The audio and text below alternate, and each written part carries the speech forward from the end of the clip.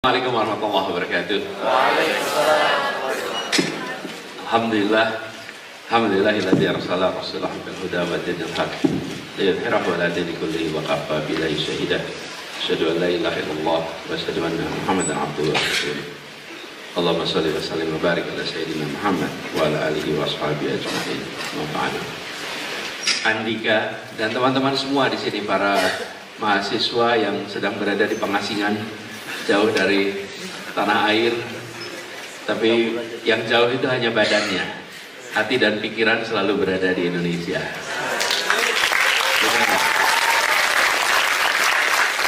Ya, memang pesawat nggak bisa bikin pergi pikiran kita, hanya bisa bawa badan kita pergi dari Indonesia. Alhamdulillah. Jadi teman-teman sekalian, saya bersyukur sekali bisa sampai di sini. Tadi malam tiba persis tengah malam. Sampai di kota ini sekitar jam 3 pagi ya, dari pagi, dan suhu udaranya memang dingin. Suhu udara dingin. Pagi ini pun masih lumayan agak dingin. Tapi seperti dibilang tadi, pertemuan kita insya Allah bisa hangat, karena ini adalah pertemuan pikiran, pertemuan hati. Karena itu bisa hangat ini perasaan. Nah, saya bersyukur bisa sampai, dan ada tugas yang diberikan oleh panitia. Tugasnya itu tidak sederhana. Tema yang diberikan oleh panitia IRBET Expo yaitu Pak, kolaborasi lintas bangsa untuk dunia yang berkeadilan, yaitu tentang perspektif pendidikan dan kemanusiaan. Ya, ya teman-teman sekalian, ini adalah satu tema yang besar sekali kalau kita bicara tentang pendidikan kemanusiaan. Walaupun ini konteksnya global, teman-teman, tapi saya ingin nanti kita akan lebih banyak bicara tentang konteksnya Indonesia. Mengapa? Karena ketika kita bicara tantangan global, maka pada saat yang sama sebenarnya kita bicara tentang tantangan Indonesia. Tantangan yang ada di global itu sama dengan tantangan di Indonesia. Bicara ketimpangan, di kita ini ketimpangan luar biasa. Ketika kita bicara tentang kualitas, disparitas kualitas, maka disparitas kualitas juga luar biasa. Nah, di awal saya ingin sampaikan catatan itu. Lalu kalau boleh tunjukkan slide ketiga. Ini teman sekalian, yang paling kanan adalah kenyataan yang sedang kita hadapi sekarang. Ada yang memiliki akses yang sangat tinggi, ada yang rendah, dan ada yang di bawah. Yang kita sering lakukan adalah memberikan equality. Yang dibutuhkan adalah memberikan equity. Perbedaannya apa? Kalau memberikan equality, kita memberikan kesetaraan tanpa memperhitungkan latar belakang. Memberikan kesetaraan tanpa memikirkan situasi yang dimiliki oleh siswanya atau keluarga siswanya. Yang penting sama. Nah, equality ini sering kita temukan menghasilkan situasi seperti ini. Dari sisi penyelenggara negara sudah memberikan sesuatu yang sama nampaknya, tapi dampaknya belum. Kalau yang ini kita bicara tentang memberikan equity dalam pendidikan, kita harus mendorong pendekatan ini. Tidak mudah, tapi ini yang harus kita dorong. Dan tantangan di Indonesia nanti kita diskusikan di dalam percakapan nanti, bagaimana kita bisa memberikan akses yang setara agar mereka yang memiliki ketertinggalan akses itu pada akhirnya punya kesempatan yang hampir sama. Ini 3 urusan global. Coba ditunjukkan sebentar. Slide berikutnya 4. Global ada angka yang tidak kecil. 258 juta anak tidak bisa bersekolah. Dan kita punya krisis kemanusiaan, ada kelompok-kelompok bangsa, kami tulis di sini, Palestina, di Suriah, di Yaman, yang lebih dekat dengan suasana peperangan daripada suasana persekolahan. Dan Ini adalah tantangan besar yang kita hadapi saat ini. Kemudian tantangan ketiga adalah minimnya kolaborasi global untuk pengembangan pendidikan. Negara maju punya sumber daya, negara berkembang punya kebutuhan, tapi kolaborasi tidak terjadi. Pendidikan masih bisa dibilang agenda yang munculnya di tingkat domestik. Kesehatan sudah menjadi agenda yang sering ditangani secara lintas negara kolaboratif. Tapi pendidikan belum. Padahal keduanya sama-sama bicara tentang human capital. Dan inilah yang sebenarnya kita perlu dorong ke depan. Lalu apa peran yang bisa dilakukan? Kami lihat ada 3. Kita tahu bahwa pendidikan ini membuka akses dan peluang. Teman-teman semua yang di sini, teman-teman bisa menyaksikan siapa dididik apa, menentukan siapa duduk di mana. Kalau naik mobil saja, Anda naik mobil, ada yang mengemudikan mobil itu. Yang membedakan antara yang duduk di depan sebagai pengemudi dan yang duduk di belakang sebagai yang dikemudikan semata-mata karena kesempatan pendidikan. Bukan sukunya, bukan bangsanya, bukan makanannya, tapi kesempatan pendidikan. Yang kesempatan pendidikannya lebih tinggi, kecenderungannya akan duduk di kursi belakang. Yang kesempatannya lebih rendah akan cenderung duduk di depan. Itu, dan Anda datang ke restoran, Anda datang ke yang dilayani dan yang melayani, faktornya adalah pendidikan. Jadi bagaimana itu menjadi faktor yang luar biasa. Lalu yang kedua, pendidikan ini membentuk kepemimpinan masa depan. Hari ini teman-teman dari tadi disebut sebagai agent of change. Agent of change itu bukan hanya besok, tapi sekarang. Karena itu saya sering sebut teman-teman mahasiswa ini, teman-teman muda punya 2 peran. Peran kekinian dan peran masa depan. Peran kekinian sebagai anak muda, Anda responsif atas kondisi yang ada di lingkungan kita. Peran masa depan, karena Anda belia, karena itu di masa yang akan datang Anda punya peran, dan itu sebabnya harus mengembangkan kompetensi, harus mengembangkan skill, harus mengembangkan jaringan, karena kelak peran akan dimainkan di kemudian hari. Oh teman-teman sekalian, Anda sedang berada di negeri yang jauh, hitungan kilometernya dari tempat Anda lahir.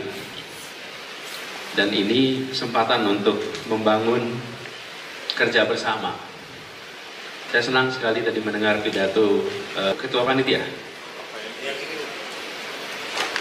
Asro, mana Asro?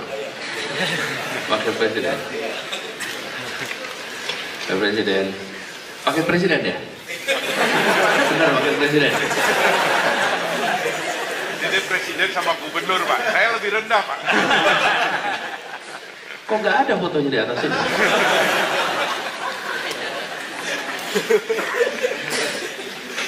Nanti nunggu ya keputusan MK ya.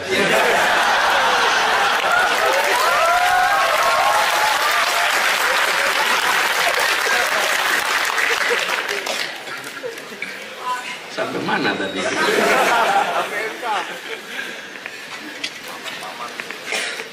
Jadi senang mendengar pidatonya. Kenapa? Karena tadi saya perhatikan dalam pidatonya menyebutkan tentang solusi untuk tantangan bangsa. Saya senang sekali mendengar itu. Kenapa? Karena banyak di antara kita ketika belajar ke negeri yang jauh, berpikirnya pulang mau menerapkan ilmu. Kita sedang tidak butuh orang-orang pulang menerapkan ilmu. Kita lagi butuh orang-orang pulang menyelesaikan masalah di Indonesia. Beda tidak itu? Beda. Beda sekali. Kalau pulang menerapkan ilmu, ya dia nggak terlalu pusing itu di Indonesia jadi solusi apa tidak. Karena ilmunya mau diterapkan. Yang dibutuhkan adalah masalah di Indonesia perlu diselesaikan dengan ilmu yang Anda dapatkan. Kalau dalam bahasa Inggris ada istilah adopsi dan adapsi. Adoption sama adaption. Bedanya hanya huruf A. Kalau yang adoption, dia akan menerapkan. Kalau yang adaption, dia akan menyesuaikan apa yang menjadi kebutuhan. Nah, kita butuhnya yang memberikan solusi. Karena itu saya suka pidato-pidato yang tadi, karena itu relevan dengan kebutuhan yang ada di Indonesia. Boleh tepuk tangan.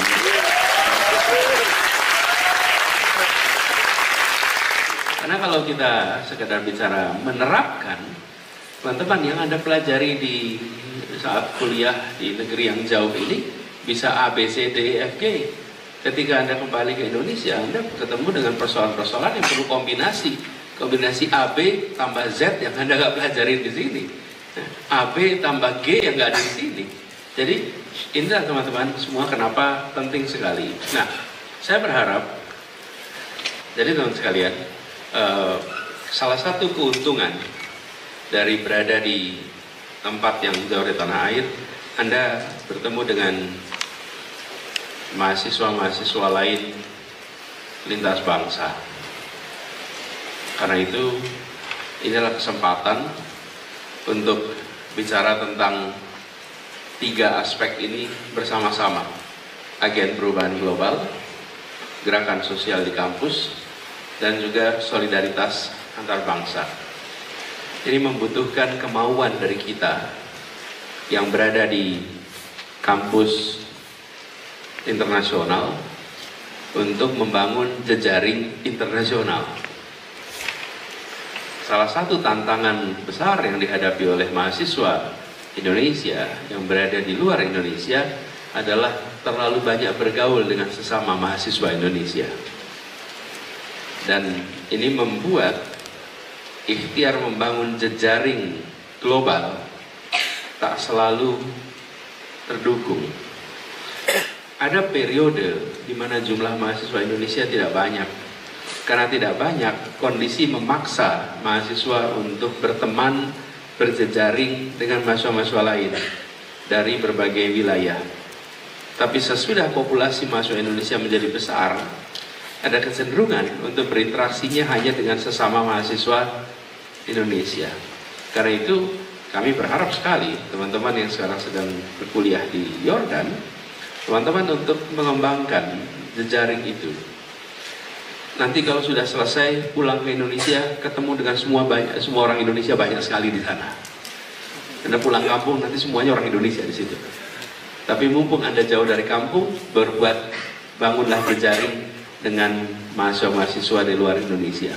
Supaya apa? Supaya Anda nanti kiprahnya melampaui batas-batas geografis Indonesia. Sehingga Anda berkiprah di jajaran global. Agent of change-nya, kalau lihat di sini, untuk perubahan global. Karena Anda bisa masuk di dalam orbit global, bukan saja orbit domestik. Jadi teman-teman sekalian, persoalan-persoalan yang kita hadapi domestik dan internasional, kalau bicara tentang pendidikan, tantangan tentang sosial hampir sama. Tapi kalau kita, teman-teman semua memiliki bekal untuk bisa berinteraksi di level global, maka teman-teman bisa mainkan peran itu bukan hanya di Indonesia, tapi juga di luar Indonesia sebagai wakil kita. Hal terakhir teman-teman, yang saya ingin sampaikan adalah terkait keberadaan kita di luar Indonesia. Keberadaan di luar Indonesia ini harus dipahami sebagai duta Indonesia. Apapun yang Anda kerjakan, Anda membawa nama Indonesia. Di ruang kelas, Anda wakil Indonesia. Di hadapan dosen, Anda wakil Indonesia. Di hadapan mahasiswa lain, Anda wakil Indonesia. Masuk ke warung, cari makan, Anda wakil Indonesia. 24 jam Anda di sini adalah duta Indonesia. Karena itu, meninggalkan Indonesia untuk belajar maupun untuk bekerja tidak boleh dipandang sebagai meninggalkan tanah air, tapi harus dipandang sebagai membawa nama Indonesia di kancah internasional.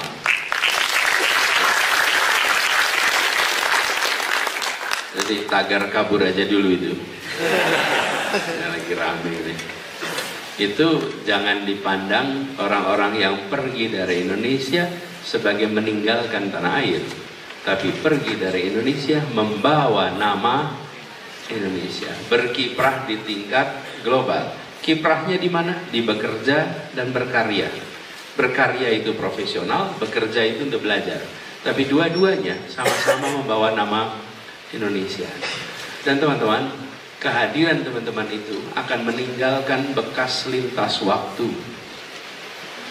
Lintas waktu. Dan akan meninggalkan nama baik, bila yang dikerjakanlah baik, lintas waktu.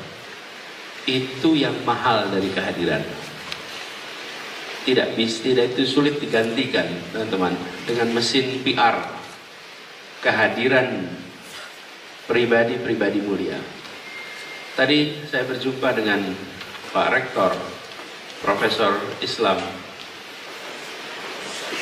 Beliau menceritakan senang sekali dengan mahasiswa Indonesia, karena mahasiswa Indonesia ini serius ketika belajar, serius ketika kuliah, akhlaknya baik, sopan, dan pujian-pujian A, B, C, D, F, G.